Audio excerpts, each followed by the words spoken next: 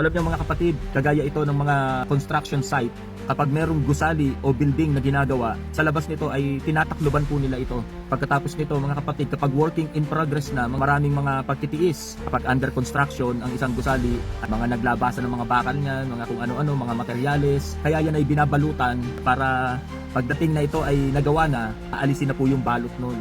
Ganun tayo mga Kristiyano, mga kapatid. Pakiramdam mo ba ay para kang nababalutan ng mga problema, nababalutan ng mga alalahanin at isipin? Pag nababalutan, ibig sabihin, merong ginagawa na sa loob.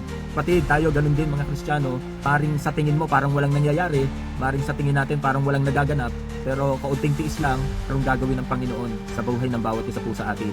Parang construction site lang yan, may balot sa labas, may mga harang sa labas, dahil merong ginagawa sa loob.